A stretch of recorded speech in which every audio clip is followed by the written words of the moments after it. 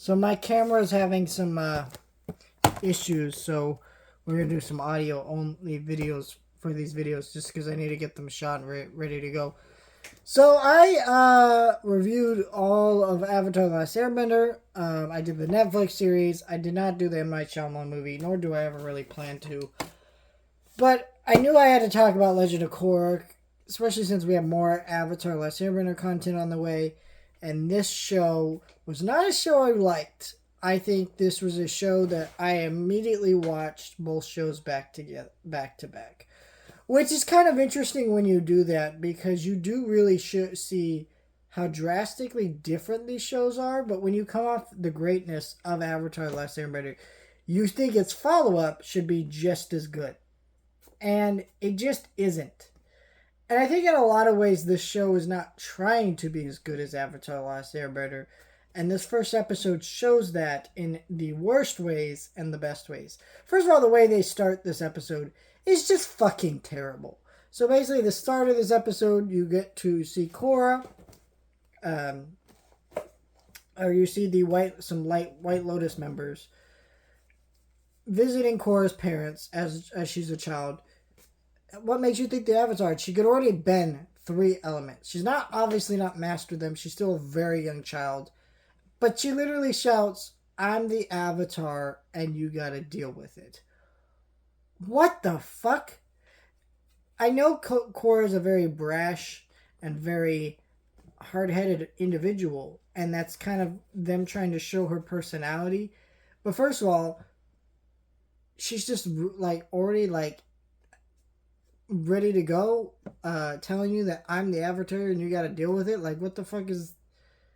It almost felt like some kind of dialogue they write into these new movies that all the far right people call woke, so they can call them out. But it doesn't ever feel natural. And here's that's an example of that here.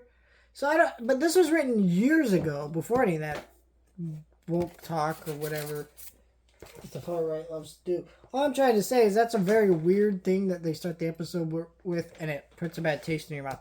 Then it cuts, and she already mastered 3 of the elements off screen. And I don't understand this decision. I know they didn't want us to do someone mastering all 3 elements. But I'm sorry. I think it's so goofy not to do that, because that is part of the fun you have with each avatar. Is, even in Avatar: The Last Airbender, they straight up tell you that Aang had a hard time mastering earthbending because it's the opposite of his type of bending. It was his hardest one to master. He really struggled with that.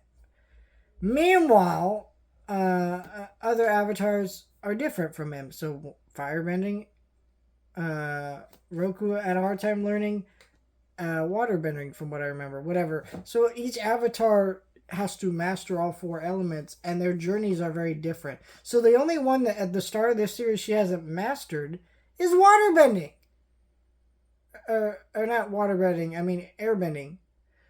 And of course, we meet Tenzin, who is Aang's son, one of his children, and he's going to teach her airbending. I mean, God, I keep mixing them up. Anyways, but he can't do that. He has issues going on in Republic City, so he chooses to put her holding on arrest. But Korra decides that she needs to leave, venture out to Republic City, gets herself in some trouble, and now she announces that she's staying in Republic City as the Avatar to help clean up the city, which is very clear that the city needs help with.